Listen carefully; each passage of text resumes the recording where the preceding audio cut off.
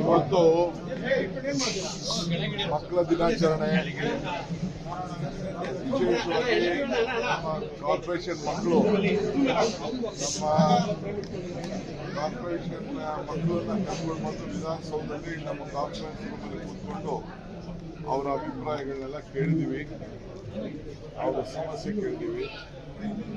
So I have celebrated children's day Vidhana Soudha with them. ಈ ವಿಧಾನಸೌಧ ನೋಡ್ತಾ ಇದ್ದಾರೆ, ಅವರ ಆಸೆ ಎಲ್ಲ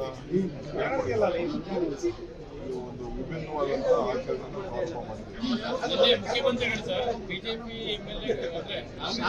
MLA-ಗಳನ್ನ ಆಫರ್ ಮಾಡ್ತಾ ಇದ್ದಾರೆ, ಸರ್ಕಾರ ಅಸ್ಥಿರಗೊಳಿಸೋ ಪ್ರಯತ್ನ ಮುಖ್ಯಮಂತ್ರಿಗಳೇ ಹೇಳಿದ್ದಾರೆ.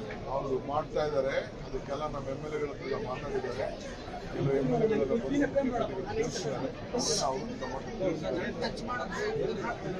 ವಿಚಾರನ ನಾನು ನಿಮಗೆ ಅದಾದ್ಮೇಲೆ ತಿಳಿಸ್ತೀನಿ.